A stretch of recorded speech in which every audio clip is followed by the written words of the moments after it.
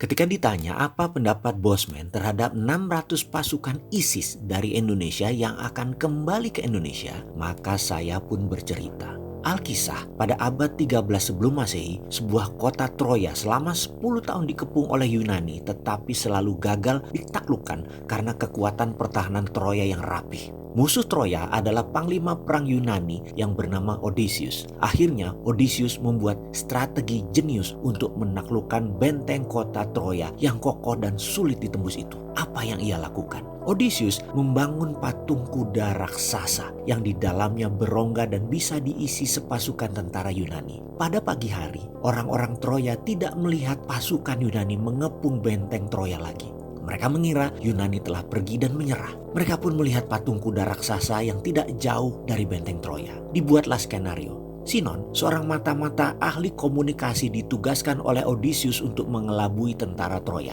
Dia mengatakan bahwa dirinya adalah calon korban bagi Athena yang marah karena dia mencuri Palladium. Lalu dia kemudian melarikan diri pada malam hari dan tidak mau kembali lagi ke Yunani. Tipu licik Sinon berlanjut. Dia berkisah bahwa kuda kayu raksasa tersebut adalah persembahan kepada dewa Athena yang kalau diambil oleh Troya itu akan membawa kekuatan bagi Troya menaklukkan Yunani. Selama ini kuda raksasa tadi adalah simbol kekuatan Yunani, sekarang menjadi simbol kekuatan Troya. Mendengar hal itu, orang-orang Troya percaya dan mengangkut kuda raksasa beroda tersebut ke dalam kota. Ketika semua penduduk terlelap pada malam hari, pasukan Yunani keluar dari dalam patung tersebut, membuka pintu gerbang kota, dan bala tentara Yunani yang ternyata hanya bersembunyi di sebuah pulau mengalir masuk ke dalam kota. Malam itu kota dibakar, Troya takluk dan Troya dihapus dari muka bumi. Kembali ke pertanyaan di awal tentang ISIS. Semua sahabat tahu sejak 2009